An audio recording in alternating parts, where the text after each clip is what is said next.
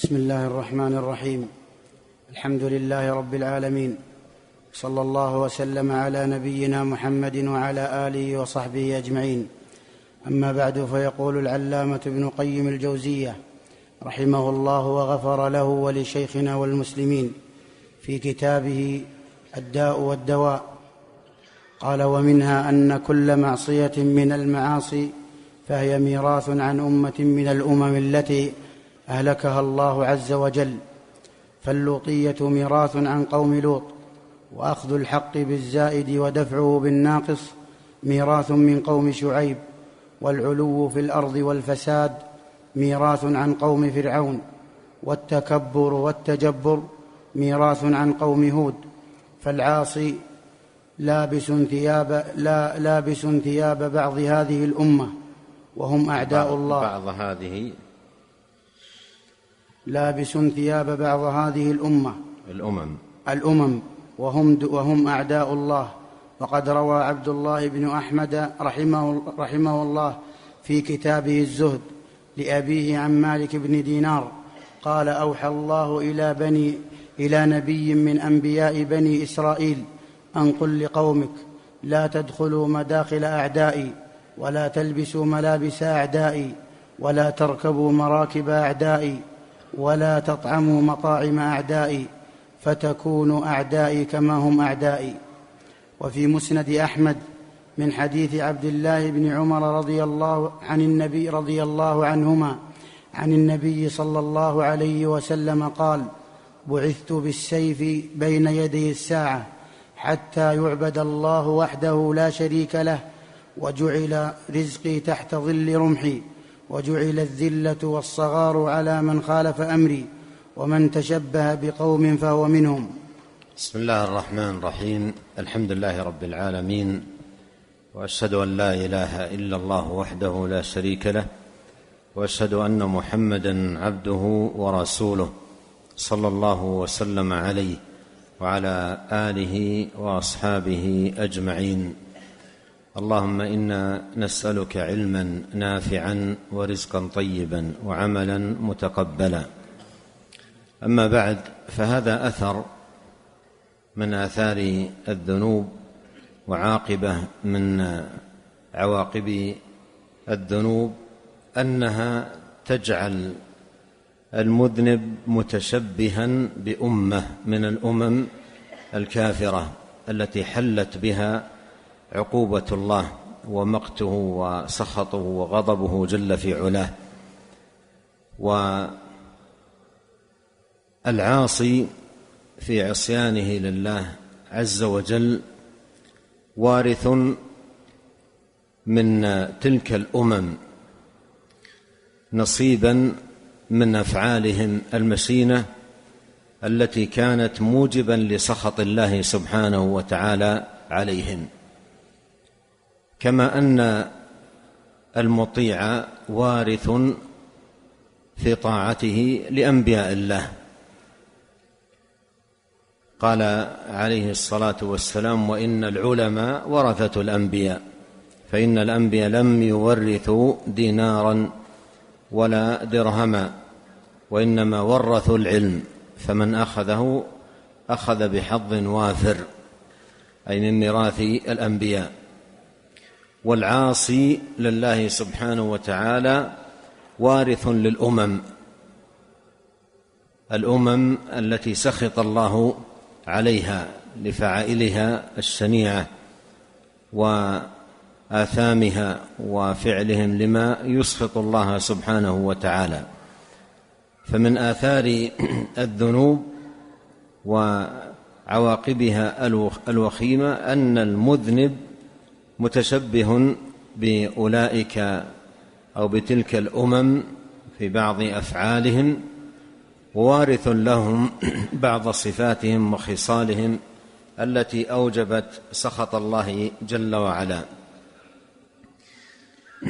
فعلى سبيل المثال، من يعمل عمل قوم لوط اتيان الذكران من العالمين هو وارث لقوم لوط، وارث لقوم لوط الذين ذكرهم الله سبحانه وتعالى في مواطن من القرآن، واصفا لهم بالضلال والإسراف والجهل وغير ذلك من الأوصاف، وأحل بهم جل وعلا عقوبته وسخطه. وأخذ الحق بالزائد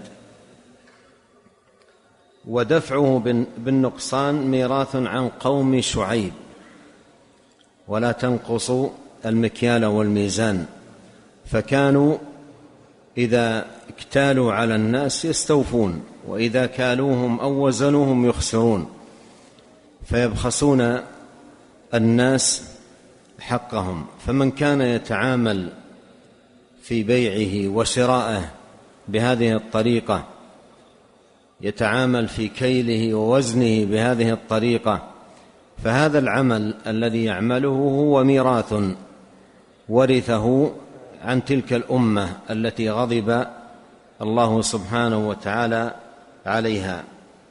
كذلك من كان صاحب كبر وعلو في الأرض وتعال على عباد الله، فإن فيه شبها من فرعون وقومه، وإن فرعون لعال في الأرض، فيكون فيه شبه من فرعون وقومه ومن كان على شاكلته من أهل العلو والتكبر في الأرض.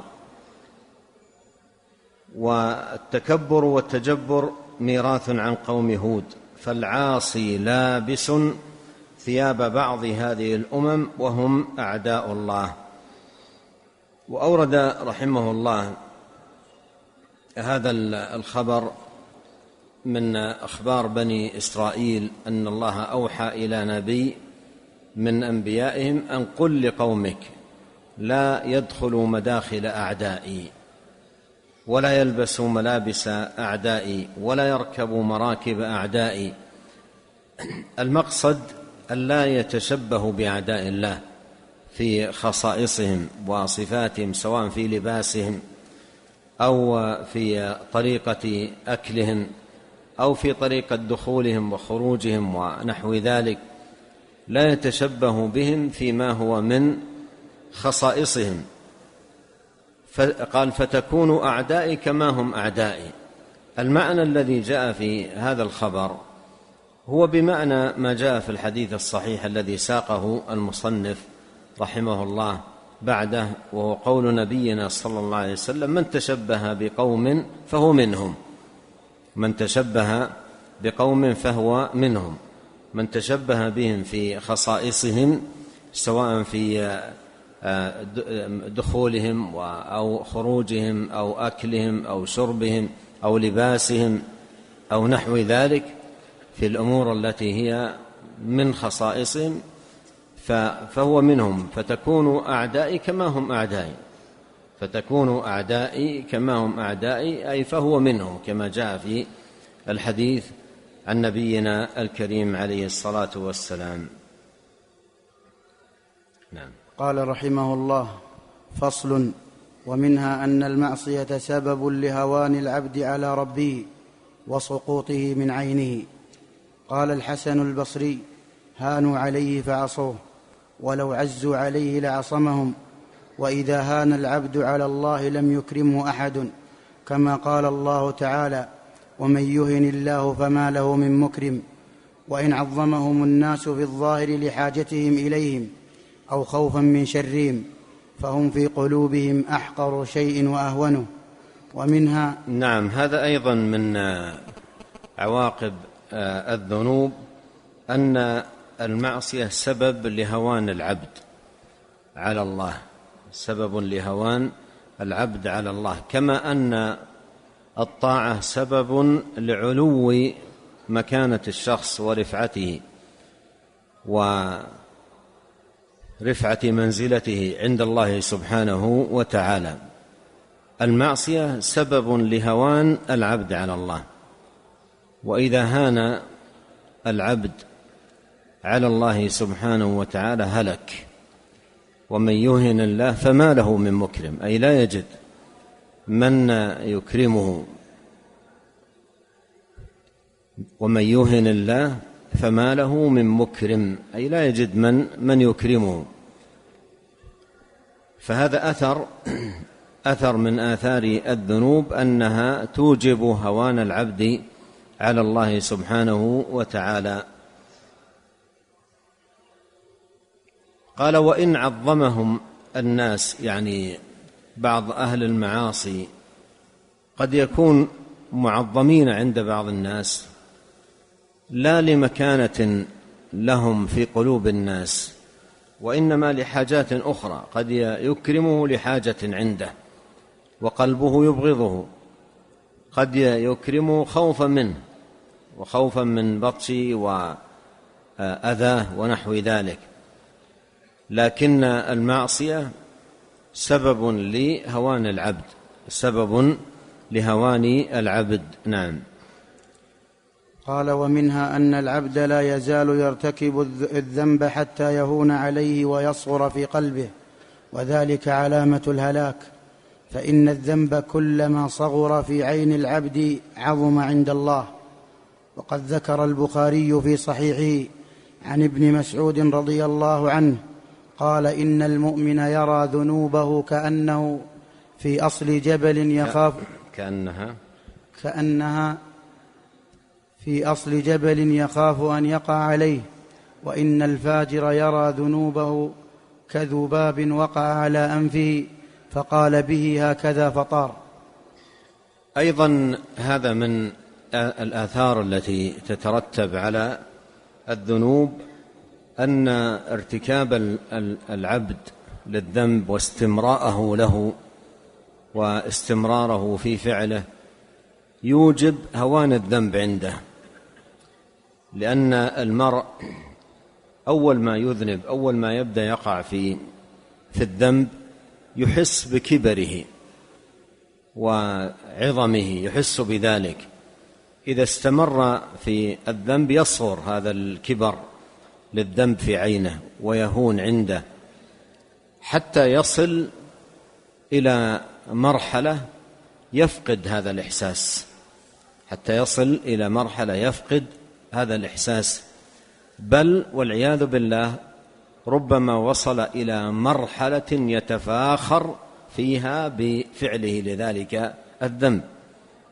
فهو في أول الأمر يحس كبيرا ثقيلا، ثم إذا استمر فيه ضعف هذا الإحساس في قلبه إلى أن يذهب هذا الإحساس عنه تماما، إلى أن يصل إلى عد هذا الذنب مفخرة من المفاخر فيجاهر بها. قد مر معنا قول نبينا عليه الصلاة والسلام: كل أمتي معافى إلا المجاهرون. قال: وقد ذكر البخاري في صحيحه عن ابن مسعود أنه قال: إن المؤمن يرى ذنوبه كأنها في أصل جبل يخاف أن يقع عليه.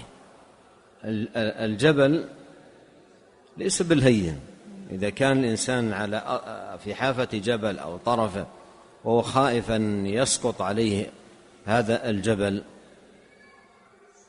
أو في أصل الجبل وخائف أن يسقط عليه هذا الجبل، ليس جبل. لو كان فوق الإنسان صخرة ثقيلة وليست ممسكة بشيء ثابت وهو تحتها، كيف يكون خوفه؟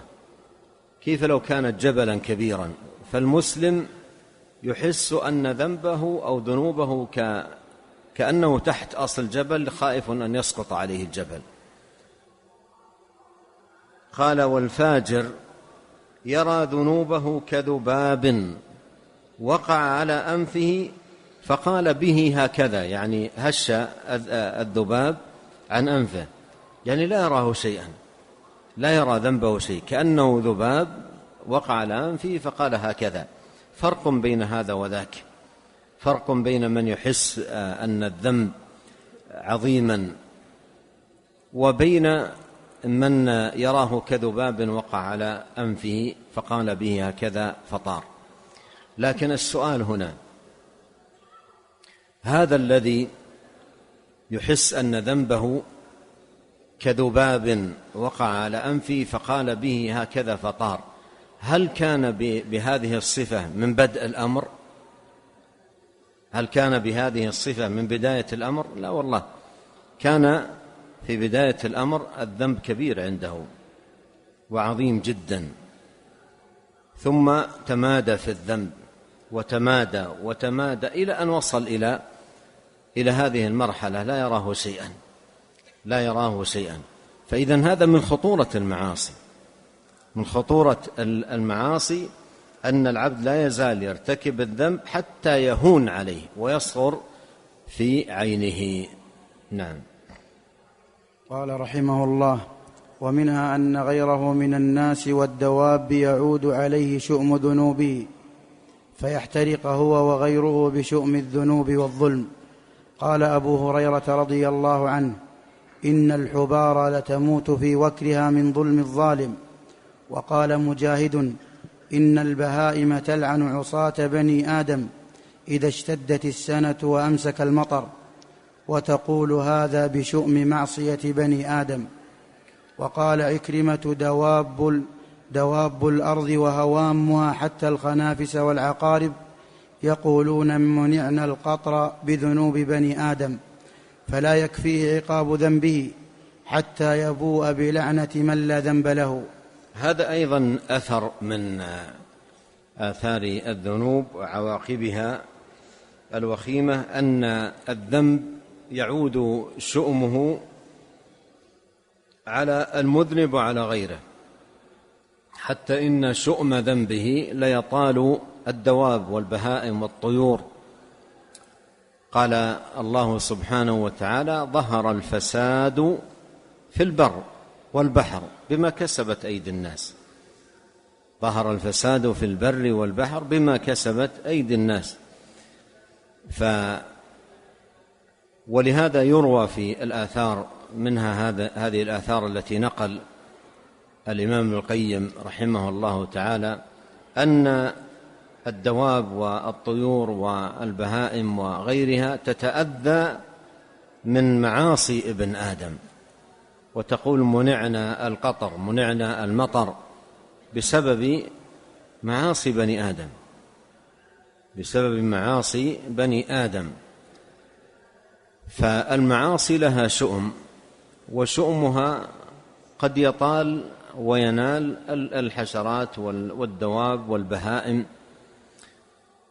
ولهذا بعض أهل العلم قالوا في قول النبي عليه الصلاة والسلام: وإن العالم ليستغفر له كل شيء حتى الحيتان في الماء، لأن نفع العالم يصل إليها بكفه الناس وردعهم عن الذنوب ونهيهم عن المعاصي، فيصلح الناس، وصلاح الناس سبب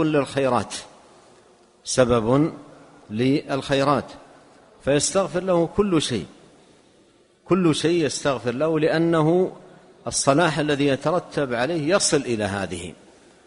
يصل إليها. فهذا المعنى ذكره بعض أهل العلم في معنى هذا الحديث. فإذا كان العاصي يترتب على عصيانه هذا الأذى الذي ينال هذه البهائم والطيور وغيرها، فإن المصلحين في الناس يترتب على أيديهم من الخير ما يصل إلى هذه الدواب والبهائم والطيور. نعم. قال رحمه الله: فصل: ومنها أن المعصية تورث الذل ولا بد، فإن العز كل العز في طاعة الله.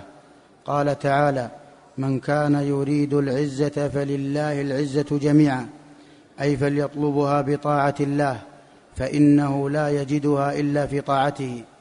وكان من دعاء بعض السلف: اللهم أعزني بطاعتك ولا تذلني بمعصيتك. قال الحسن البصري: إنهم وإن طقطقت بهم البغال وهملجت بهم البراذين، إن ذل المعصية لا يفارق قلوبهم، أبى الله إلا أن يذل من عصاه. قال عبد الله بن المبارك: رأيت الذنوب تميت القلوب وقد يورث الذل إدمانها، وترك الذنوب حياة القلوب وخير لنفسك عصيانها. وهل أفسد الدين إلا الملوك وأحبار سوء ورهبانها. ثم ذكر رحمه الله تعالى أن من عواقب الذنوب وأضرارها الوخيمة أنها تورث الذل. إذا كانت الطاعة عز للمطيع ورفعة، فإن المعصية ذل له وهوان، أو ذل له وهوان. والعز في طاعة الله، مثل ما قال عمر بن الخطاب رضي الله عنه: نحن قوم أعزنا الله بالإسلام.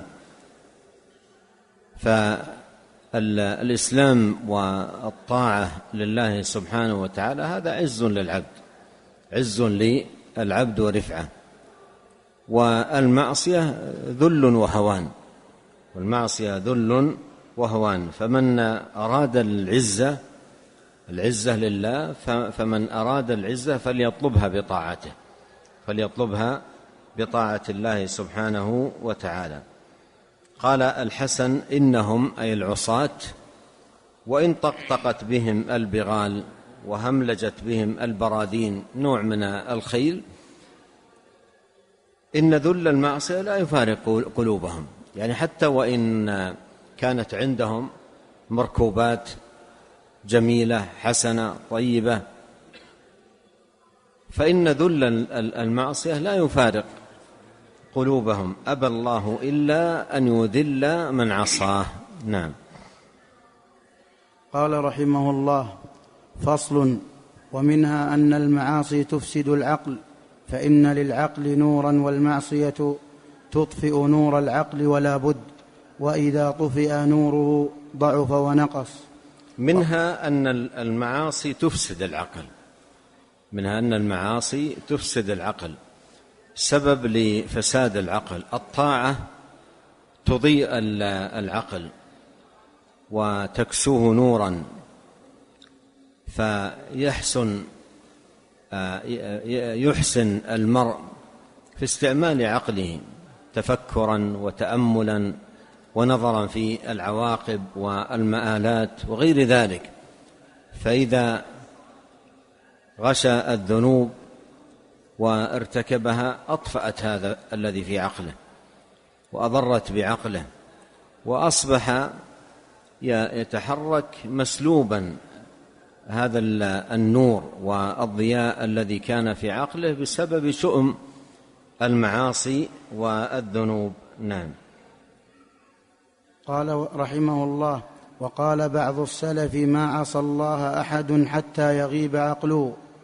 وهذا ظاهر، فإنه لو حضره عقله لحجزه عن المعصية، وهو في قبضة الرب تعالى وتحت قهره، وهو مطلع عليه وفي داره وعلى بساطه، وملائكته شهود عليه ناظرون إليه. وواعظ القرآن ينهاه، وواعظ الإيمان ينهاه، وواعظ الموت ينهاه، وواعظ النار ينهاه. والذي يفوت بالمعصية من خير الدنيا والآخرة والذي يفوته بالمعصية من خير الدنيا والآخرة أضعاف أضعاف ما يحصل له من السرور واللذة بها، فهل يقدم على الاستهانة بذلك كله والاستخفاف به ذو عقل سليم؟ قال رحمه الله تعالى: قال بعض السلف: ما عصى الله أحد حتى يغيب عقله. قال: وهذا ظاهر، ما عصى الله أحد حتى يغيب عقله. ولهذا فإن أهل العلم يرون أن كل عاص جاهل، وأن عصيانه من جهله، وأنه لو كان عاقلا تمام العقل لما ارتكب تلك المعاصي، فعصيانه من جهله. قال بعض السلف: ما عصى الله أحد حتى يغيب عقله، حتى يغيب عقله. قال ابن القيم: وهذا ظاهر، فإنه لو حضر عقله أي وقت تحرك نفسه لفعل المعصية لحجزه عن المعصية. العاصي عندما وقع في المعصية، لنتأمل في هذا، العاصي عندما يقع في المعصية هل وقع فيها عن نظر وتأمل بعقله، أو أن النظر إنما كان منصبا على حركة نفسه وشهوته دون أن يعمل عقله؟ لأنه لو أعمل عقله حجزه، لو أعمل عقله لقال له: هذا يسخط الله، هذا يترتب عليه كذا ويترتب عليه كذا، يذكر له حواجز تحجزه عن المعصية. فإذا غاب العقل لم يكن حاضرا وقت تحرك النفس في المعصية ارتكبها. ولهذا من الخير للإنسان إذا تحركت نفسه لفعل معصية من المعاصي أن يجتهد فورا في أن يحرك عقله في ذلك الموطن، فلا يعمل بحركة نفسه الباطنة قلبه وإرادته، بل يعمل عقله تفكرا وتأملا وتدبرا في العواقب وما يترتب على هذا الذنب.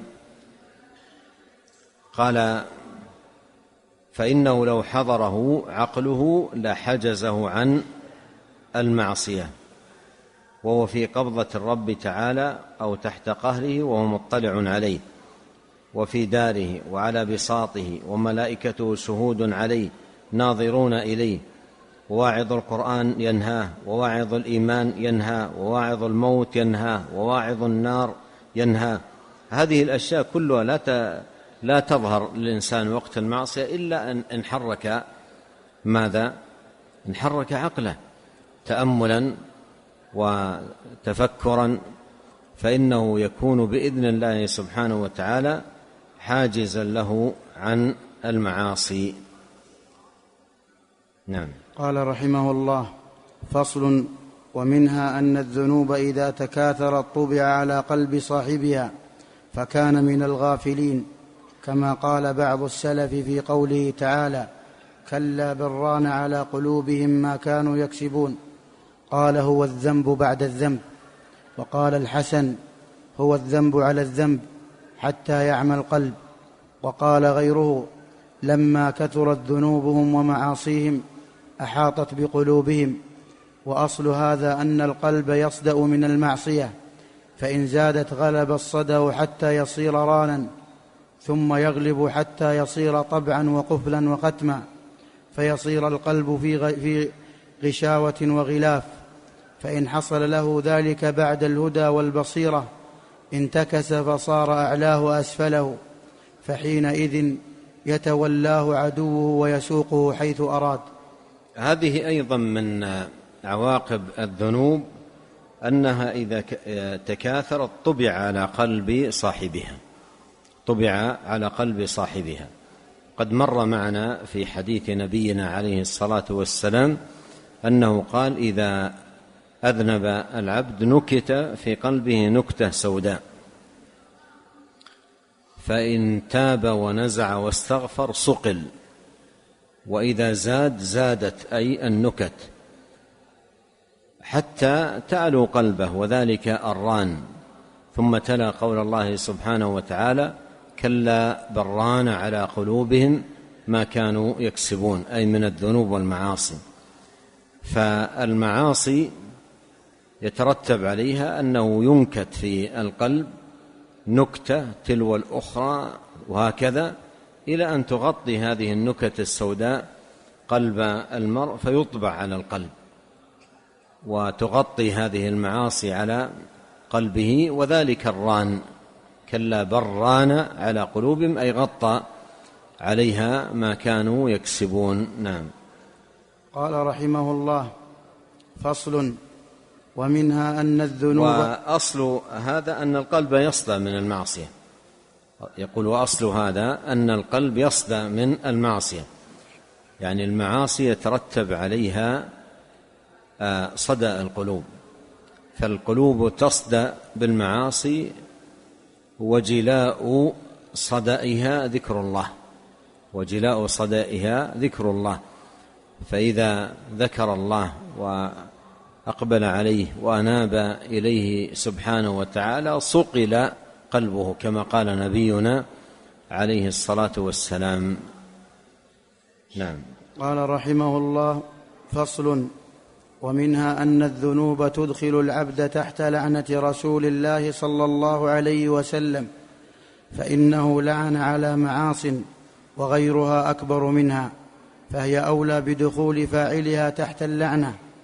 فلعن الواشمة والمستوشمة والواصلة والمستوصلة والنامصة والمتنمصة والواشرة والمستوشرة، ولعن آكل الربا وموكله وكاتبه وشاهديه، ولعن المحلل والمحلل له، ولعن السارق، ولعن شارب الخمر وساقيها وعاصرها ومعتصرها وبائعها ومشتريها وآكل ثمنها وحاملها والمحمولة له إليه، ولعن من غير منار الأرض وهي أعلامها وحدودها، ولعن من لعن والديه، ولعن من اتخذ شيئا فيه الروح عرضا يرميه بالسهام، ولعن المخنثين من الرجال والمترجلات من النساء، ولعن من ذبح لغير الله، ولعن من أحدث حدثا أو آوى محدثا،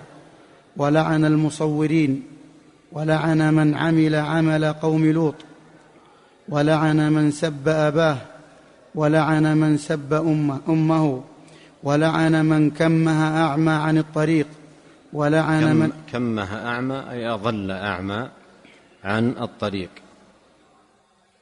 ولعن من أتى بهيمة، ولعن من وسم دابة في وجهها، ولعن من ضار مسلما أو مكر به، ولعن زوارات القبور والمتخذين عليها المساجد والسرج، ولعن من أفسد امرأة على زوجها أو مملوكا على سيده،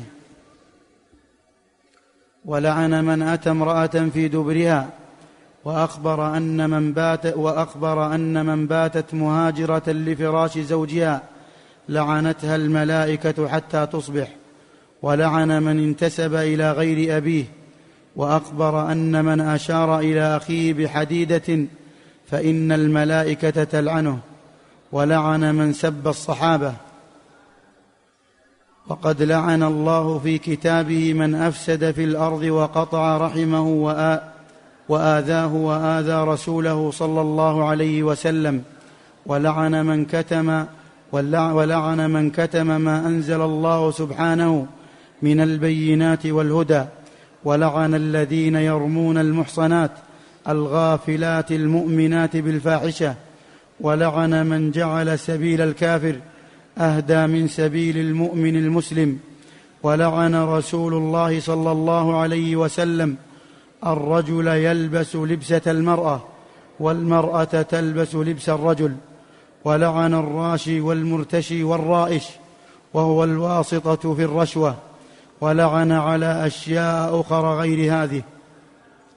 فلو لم يكن في ذلك إلا رضاء فاعله بأن يكون ممن يلعنه الله ورسوله، فلو لم يكن في ذلك إلا رضاء فاعله، فلو لم يكن في ذلك إلا رضاء فاعله، فلو لم يكن في فعل، عندنا شيخ فلو لم يكن في ذلك إلا، فلو لم يكن في فعل ذلك، فلو لم يكن في فعل ذلك، فلو لم يكن في فعل ذلك إلا. وأيضا يستقيم ما عندكم، يستقيم فلو لم يكن في ذلك إلا، مستقيم المعنى. نعم. قال فلو لم يكن في ذلك إلا إرضاء فاعله بأن يكون ممن يلعنه الله ورسوله وملائكته لكان في ذلك ما يدعو إلى تركه. هذا أيضا من الآثار التي تجلبها الذنوب والمعاصي أنها تدخل فاعلها تحت اللعنة، تدخل فاعلها تحت اللعنة. وابن القيم رحمه الله تعالى ذكر أمثلة في معاصي توجب اللعنة، وقال رحمه الله: فإنه لعن على معاصي والتي غيرها أكبر منها، فإذا كانت هذه المعاصي وهي أصغر مما هو أكبر منها فإن غيرها من باب أولى أن يكون كذلك. فإذا من عواقب الذنوب وأضرارها الوخيمة أنها تدخل فاعلها تحت اللعنة. وإذا تفكر العاقل في هذا الأمر أوجب له نصحا لنفسه بترك الذنوب والبعد عنها حتى لا يكون داخلا تحت من لعنهم الله أو لعنهم رسوله عليه الصلاة والسلام، أو من تلعنهم الملائكة، ملائكة الله. واللعن دليل على أن الأمر الذي لعن فاعله عليه ليس هينا ولا من صغائر الذنوب، فإن اللعن دليل على أن الذنب الذي فعل عظيم وليس بالهين، وهو من علامات الكبيرة أن يلعن المرء على فعلها، الحاصل أن من الأضرار التي توجبها الذنوب والمعاصي أنها تدخل فاعلها تحت لعنة الله أو لعنة رسوله عليه الصلاة والسلام أو لعنة الملائكة. قال ابن القيم رحمه الله: فلو لم يكن في فعل ذلك أي الذنب أو المعصية إلا رضا فاعله بأن يكون ممن يلعنه الله ورسوله وملائكته لكان في ذلك ما يدعو إلى تركه. نعم.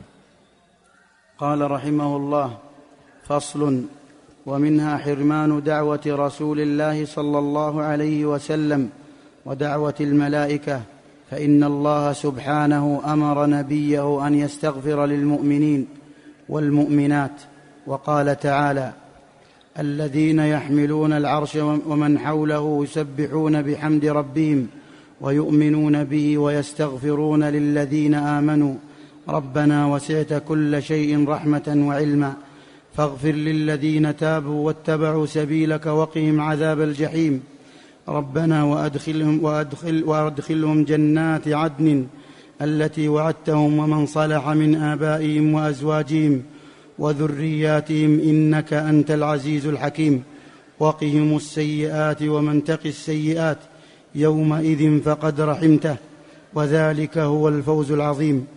فهذا دعاء الملائكة للمؤمنين التائبين المتبعين لكتابه وسنة رسوله الذين لا سبيل لهم غيرها ولا يطمع غير هؤلاء بإجابة هذه الدعوة، إذ لا يتصف بصفات المدعو له بها، والله المستعان. هذا أيضا أثر من آثار الذنوب وعاقبة من عواقبه الوخيمة، أن المعاصي والذنوب توجب حرمان العبد من دعوة الرسول عليه الصلاة والسلام ودعوة الملائكة. فإن الله سبحانه أمر نبيه صلى الله عليه وسلم أن يستغفر للمؤمنين والمؤمنات، أن يستغفر للمؤمنين والمؤمنات، فاستغفر فاعلم أنه لا إله إلا الله واستغفر لذنبك وللمؤمنين والمؤمنات. أمره الله سبحانه وتعالى بذلك، أمره الله جل وعلا بذلك. وينال العبد نصيبه من استغفار النبي صلى الله عليه وسلم بحسب حظه من الإيمان والاتباع للنبي الكريم عليه الصلاة والسلام. مثل هذا ما جاء في هذه الدعوات العظيمة للملائكة. قال الله سبحانه: الذين يحملون العرش ومن حوله، أي من الملائكة، فهناك ملائكة حملة للعرش وهناك ملائكة حافون، وترى الملائكة حافين من حول العرش. فهؤلاء الملائكة الذين هم حملة العرش والملائكة الذين هم حافون من حول عرش الرحمن يسبحون بحمد ربهم ويؤمنون به ويستغفرون للذين آمنوا، يستغفرون للذين آمنوا. وذكر الله سبحانه وتعالى ألفاظ دعائهم: ربنا وسعت كل شيء رحمة وعلما فاغفر للذين تابوا واتبعوا سبيلك وقهم عذاب الجحيم. ربنا وأدخلهم جنات عدن التي وعدتهم ومن صلح من آبائهم وأزواجهم وذرياتهم إنك أنت العزيز الحكيم. وقهم السيئات ومن تق السيئات يومئذ فقد رحمته وذلك هو الفوز العظيم. هذه الدعوات من الملائكة، وهم جنس آخر غير جنس البشر. الملائكة خلقوا من نور والبشر خلقوا من طين، ومع اختلاف الجنس انظر هذه الرابطة مما يدلك أن رابطة الإيمان هي أوثق رابطة على الإطلاق، وهي أوثق من رابطة النسب. ولهذا الرابطة الدينية أوثق من الرابطة الطينية. الدين هو أوثق رابطة وأعلى رابطة على الإطلاق. ولهذا انظر مع اختلاف الجنس، الملائكة خلقوا من نور والبشر خلقوا من طين، ثم يدعون هذه الدعوات، لكنها لمن؟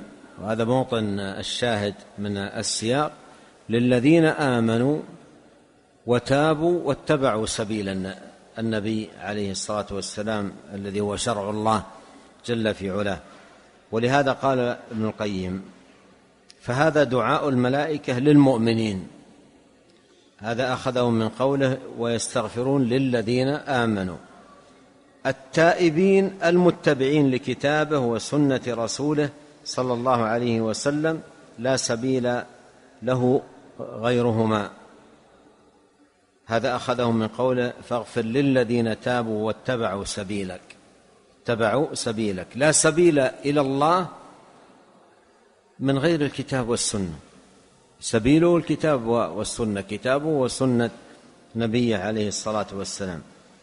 فلا يطمع غير هؤلاء بإجابة هذه الدعوة إذا لم يتصف بصفات المدعو له بها، والمدعو له بها هو المؤمن التائب المتبع لسبيل الله، كتابه وسنة نبيه عليه الصلاة والسلام. فإذا كان الإيمان والتوبة واتباع سبيل الله جل في علاه ينال به العبد هذا الدعاء، فإن المعصية والبعد عن التوبة يوجب ماذا؟ الحرمان، يوجب الحرمان من ذلك. نعم. قال رحمه الله: فصل. ومن عقوبات المعاصي ما رواه البخاري في صحيحه من حديث سمرة بن جندب رضي الله عنه قال: كان النبي صلى الله عليه وسلم مما يكثر أن يقول لأصحابه: هل رأى أحد منكم رؤيا؟ قال: فيقص عليه من شاء الله أن يقص. وإنه قال لنا ذات غداة: إنه أتاني الليلة آتيان، وإنهما ابتعثاني، وإنهما قالا لي: انطلق، وإني انطلقت معهما، وإنا أتينا على رجل مضطجع وإذا آخر قائم عليه بصخرة، وإذا هو يهوي بالصخرة لرأسه فيثلغ رأسه فيتدهده الحجر ها هنا، فيتبع الحجر فيأخذه فلا يرجع إليه حتى يصح رأسه كما كان، ثم يعود إليه فيفعل به مثل ما فعل المرة الأولى. قال: قلت لهما: سبحان الله، ما هذا؟ قالا لي: انطلق انطلق. فانطلقنا فأتينا على رجل مستلق لقفاه، وإذا آخر قائم عليه بكلوب من حديد، وإذا هو يأتي أحد شقي وجهه فيشرشر شدقه إلى قفاه، ومنخره إلى قفاه، وعينه إلى قفاه، ثم يتحول إلى الجانب الآخر فيفعل به مثل ما فعل بالجانب الأول، فما يفرغ من ذلك الجانب حتى يصح ذلك الجانب كما كان، ثم يعود عليه فيعمل مثل ما فعل المرة الأولى. قال: قلت: سبحان الله، ما هذان؟ فقال لي: انطلق انطلق. فانطلقنا فأتينا على مثل التنور. قال: وأحسب أنه كان يقول، فإذا فيه لغط وأصوات. قال فاطلعنا فيه فإذا فيه رجال ونساء عراه، وإذا هم يأتيهم لهب من أسفل منهم، فإذا أتاهم ذلك اللهب ضوضوا أي صاحوا. نعم. ضوضوا. قال: قلت: ما هؤلاء؟ قال لي: انطلق انطلق. فانطلقنا فأتينا على نهر، فحسبت أنه كان يقول نعم. على نهر حسبت أنه كأنه كان يقول: أحمر مثل الدم. وإذا في النهر سابح يسبح، وإذا على شط النهر رجل قد جمع عنده حجارة كثيرة، وإذا ذلك السابح يسبح ما يسبح، ثم يأتي ذلك الذي جمع عنده الحجارة فيفغر له فاه فيلقمه حجرا، فينطلق فيسبح، ثم يرجع إليه، كلما رجع إليه فغر له فاه فألقمه حجرا. قلت لهما: ما هذان؟ قالا لي: انطلق انطلق. قال: فانطلقنا فأتينا على رجل كريه المرآة، أو كأكره ما أن ترى رجلا مرأة، وإذا هو عنده نار يحشها ويسعى حولها. قال: قلت لهما: ما هذا؟ قال لي: انطلق انطلق. فانطلقنا حتى أتينا على روضة معتمة فيها من كل لون ربيع، وإذا بين ظهراني الروضة رجل طويل لا أكاد أرى رأسه طولا في السماء، وإذا حول الرجل من أكثر ولدان رأيتهم قط. قلت لهما: ما هذا؟ ما هؤلاء؟ قال لي: انطلق انطلق. فانطلقنا فأتينا إلى روضة عظيمة لم أر روضة قط أعظم منها ولا أحسن منها. قال لي: ارق فيها. فارتقينا فيها إلى مدينة مبنية بلبن ذهب ولبن فضة. قال: فأتينا باب المدينة فاستفتحنا ففتح لنا، فدخلناها فتلقانا رجال شطر من خلقهم كأحسن ما أنت رائن، وشطر منهم كأقبح ما أنت رائن. قال لهم: اذهبوا فقعوا في ذلك النهر. قال: وإذا نهر معترض يجري كأن ماؤه المحض في البياض، فذهبوا فوقعوا فيه، ثم رجعوا إلينا قد ذهب ذلك السوء عنهم. قال لي: هذه جنة عدن وهذاك منزلك. قال: فسمى بصري صعدا فإذا قصر مثل الربابة البيضاء. قال لي: هذا منزلك. قلت لهما: بارك الله فيكما، فذراني فأدخله. قال: أما الآن فلا، وأنت داخله. قلت لهما: فإني قد رأيت منذ الليلة عجبا. فما هذا الذي رأيت؟ قال لي: أما إنا سنخبرك. أما الرجل الأول الذي أتيت عليه يثلغ رأسه بالحجر فإنه الرجل الذي يأخذ القرآن فيرفضه وينام عن الصلاة المكتوبة. وأما الرجل الذي أتيت عليه يشرشر شدقه إلى قفاه ومنخره إلى قفاه وعينه إلى قفاه فإنه الرجل يغدو من بيته فيكذب الكذبة تبلغ الآفاق. وأما الرجال والنساء العراه الذين في مثل بناء التنور فإنهم الزناة والزواني. وأما الرجل الذي أتيت عليه يسبح في النهر ويلقم الحجارة فإنه آكل الربا. وأما الرجل الكريه المرآة الذي عند النار يحشوها ويسعى حولها فإنه مالك خازن جهنم. وأما الرجل الطويل الذي في الروضة فإنه إبراهيم. وأما الولدان الذين حوله فكل مولود مات على الفطرة. وفي رواية البرقاني: ولد على الفطرة. فقال بعض المسلمين: يا رسول الله، وأولاد المشركين؟ فقال رسول الله صلى الله عليه وسلم: وأولاد المشركين. وأما القوم الذين كانوا شطرا منهم حسنا وشطرا منهم قبيحا فإنهم قوم خلطوا عملا صالحا وآخر سيئا تجاوز الله عنهم. هذا الحديث في ذكر هذه الرؤية العظيمة التي رآها النبي عليه الصلاة والسلام مشتمل على العديد من عقوبات المعاصي والذنوب. ولهذا صدر الإمام ابن القيم رحمه الله إراده لهذا الحديث بقوله: ومن عقوبات المعاصي، ما رواه البخاري إلى آخره. فهذه من عقوبات المعاصي رآها النبي صلوات الله وسلامه وبركاته عليه. أما الأول من هؤلاء المعذبين فهو الذي تثقل رأسه عن الصلاة المكتوبة التي أوجبها الله سبحانه وتعالى عليه، وخاصة يكون هذا الأمر في صلاة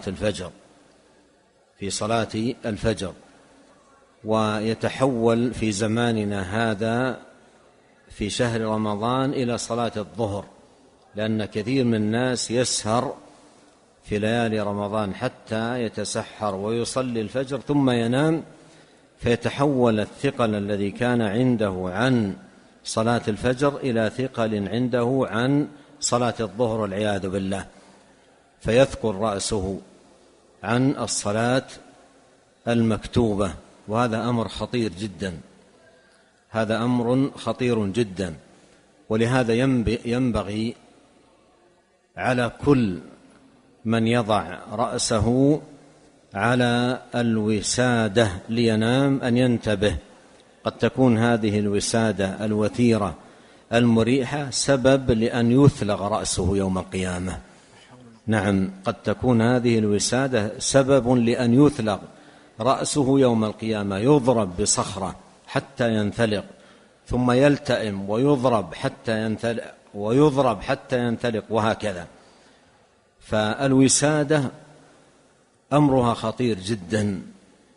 ولهذا يجب على المرء وهو يتنعم بارتياح ونوم هانئ طيب على هذه الوسادة، يتلذذ بعد العناء والتعب بأن يضع رأسه على الوسادة ليدخل في نوم يريح بدنه ويجم نفسه ويقوم منه بنشاط.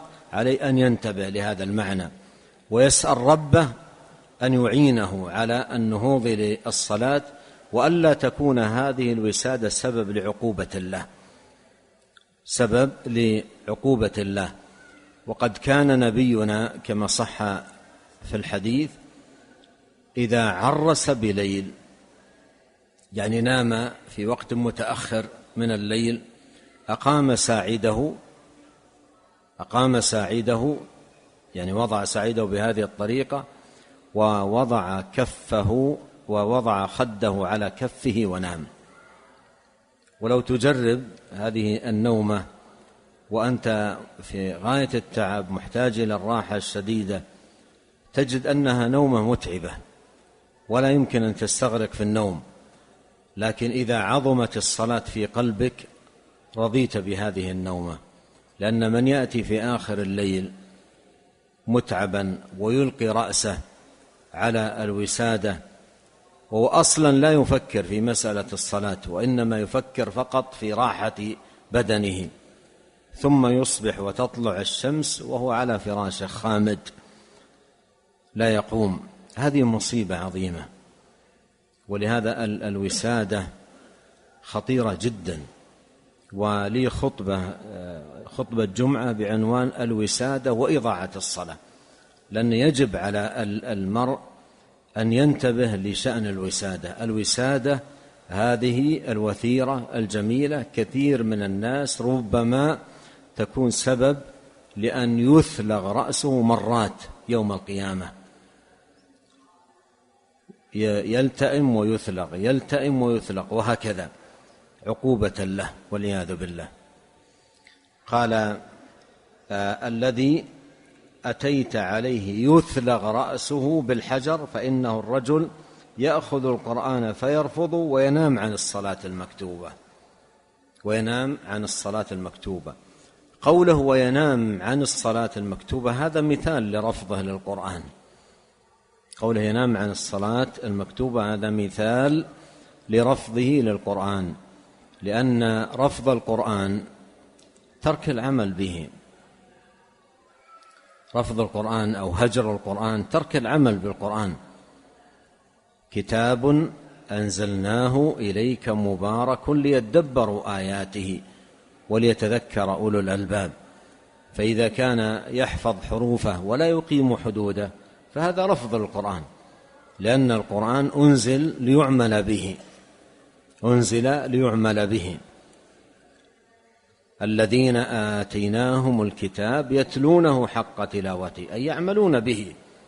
تلاوة القرآن حق التلاوة هي العمل بالقرآن، فإذا لم يعمل به فهذا رفض للقرآن.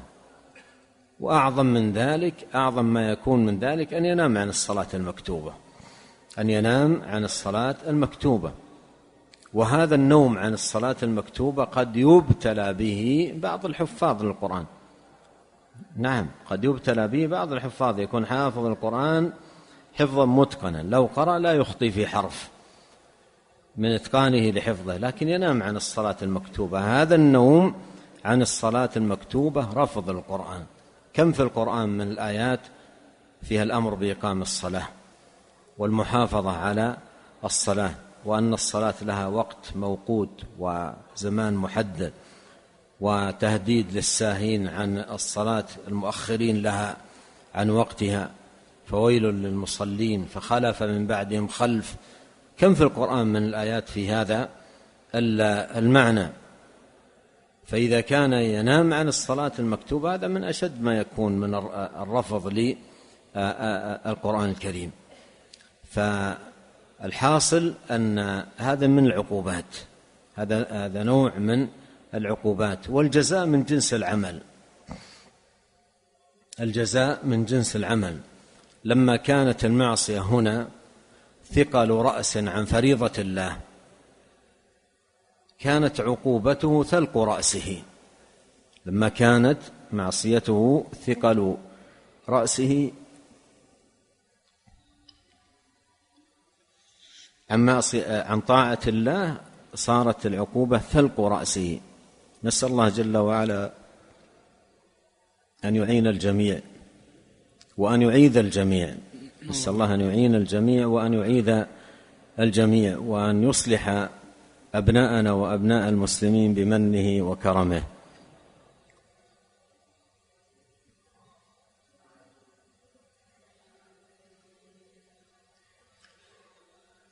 الثاني من هؤلاء المعذبين قال الرجل الذي أتيته أو أتيت عليه يشرشر، يعني يقطع شدقه إلى قفاه، ومنخره إلى قفاه، وعينه إلى قفاه، يعني يقطع من جهة الفم ومن جهة المنخر ومن جهة العين. فهو الرجل يغدو في بيته أو من بيته فيكذب الكذبة تبلغ الآفاق. في الزمان الأول كيف تبلغ الكذبة الآفاق؟ هل تبلغ الكذبة الآفاق في يوم وليلة؟ في الزمان الأول هل تبلغ الكذبة الآفاق في يوم وليلة؟ تحتاج على الأقل شهر، شهرين، 3 حتى تبلغ الآفاق، لأن وسائل الاتصال ليست كالزمان هذا. لكن الآن الكذبة تبلغ الآفاق في ثانية واحدة. الآن الكذبة تبلغ الآفاق في ثانية واحدة، مجرد ما يدخل كلمة في هذه الأجهزة ويضغط ضغطة واحدة، مجرد ما يضغط تبلغ الآفاق في ثانية واحدة، مش دقيقة، في ثانية واحدة تبلغ الكذبة الآفاق وتصل لأقصى الدنيا. وهذا ينبه المرء تنبيها عظيما أن يتقي الله عز وجل وأن يكون على حذر من هذه الأجهزة، كما أن هذه الأجهزة فيها فائدة من نواحي فيها شر وشؤم على كثير من الناس ومضرة عظيمة عليهم، لأن كثير من الناس يجلس ويكذب وينشر ويكتب أبو فلان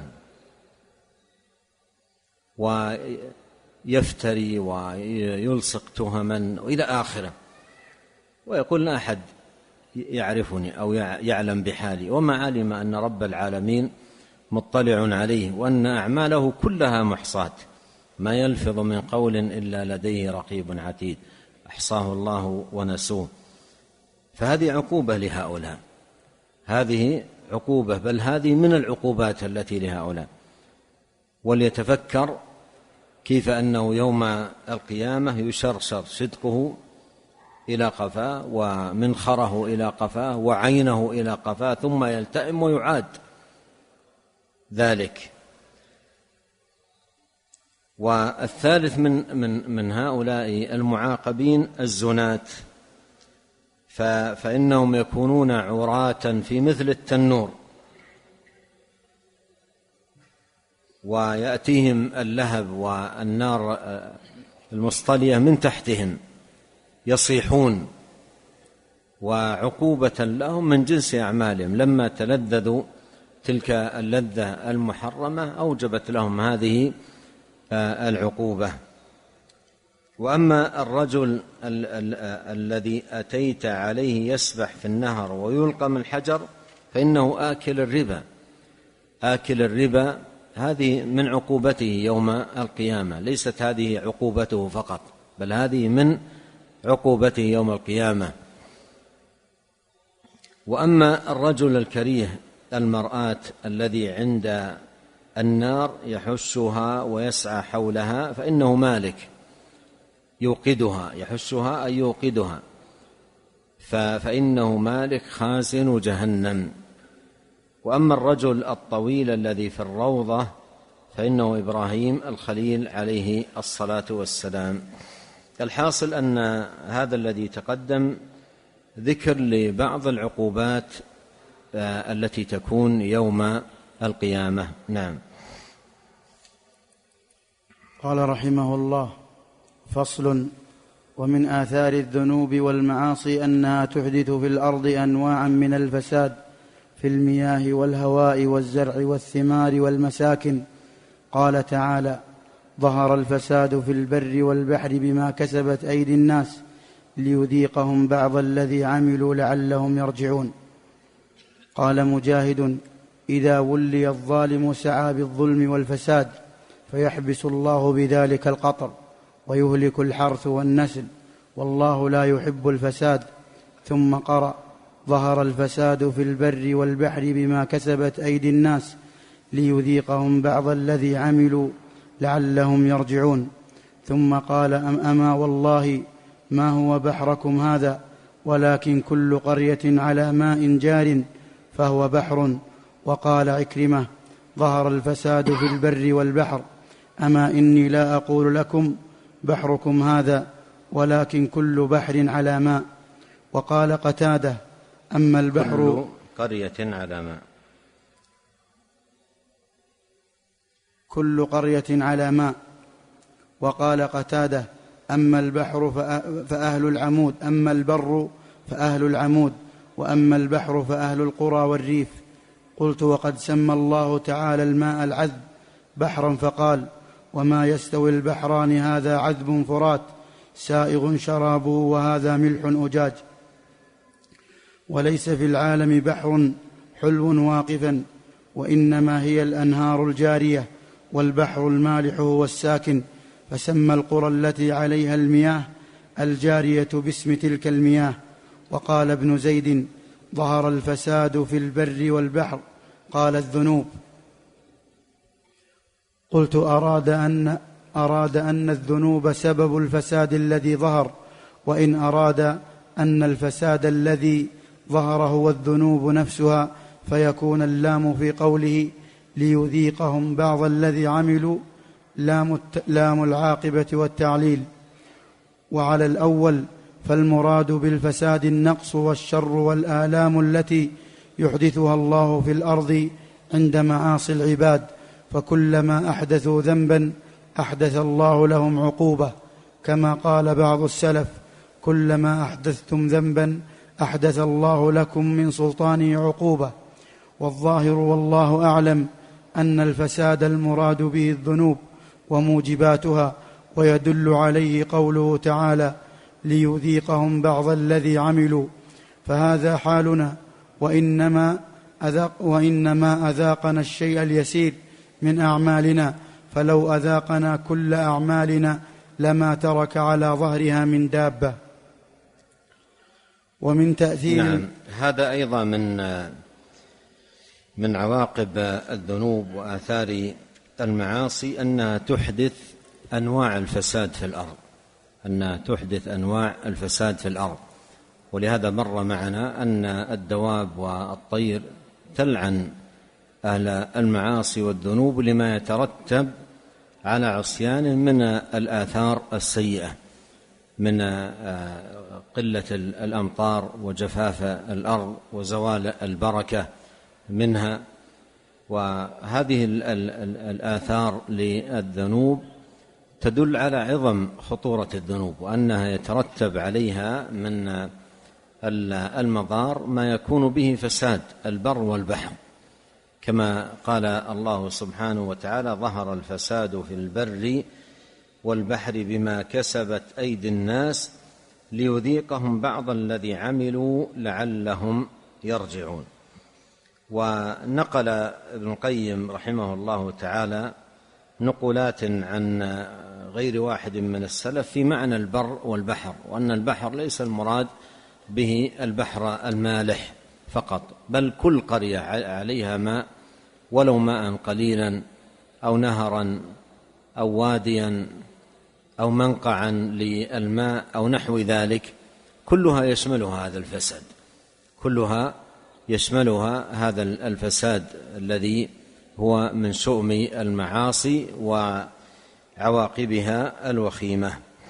ونسأل الله الكريم رب العرش العظيم بأسماء الحسنى وصفاته العليا وبأنه الله الذي لا إله إلا هو أن يصلح أحوالنا أجمعين، وأن يهدينا إليه صراطا مستقيما. اللهم أصلح لنا ديننا الذي هو عصمة أمرنا، وأصلح لنا دنيانا التي فيها معاشنا، وأصلح لنا آخرتنا التي فيها معادنا، واجعل الحياة زيادة لنا في كل خير، والموت راحة لنا من كل شر. اللهم اغفر لنا ولوالدينا وللمسلمين والمسلمات والمؤمنين والمؤمنات الأحياء منهم والأموات. اللهم آت نفوسنا تقواها وزكها أنت خير من زكاها، أنت وليها ومولاها. اللهم إنا نسألك الهدى والتقى والعفة والغنى. اللهم اقسم لنا من خشيتك ما يحول بيننا وبين معاصيك، ومن طاعتك ما تبلغنا به جنتك، ومن اليقين ما تهون به علينا مصائب الدنيا. اللهم متعنا بأسماعنا وأبصارنا وقوتنا ما أحييتنا، واجعله الوارث منا، واجعل ثأرنا على من ظلمنا، وانصرنا على من عادانا، ولا تجعل مصيبتنا في ديننا، ولا تجعل الدنيا أكبر همنا ولا مبلغ علمنا، ولا تسلط علينا من لا يرحمنا. سبحانك اللهم وبحمدك، أشهد أن لا إله إلا أنت، أستغفرك وأتوب إليك. اللهم صل وسلم على عبدك ورسولك نبينا محمد وآله وصحبه.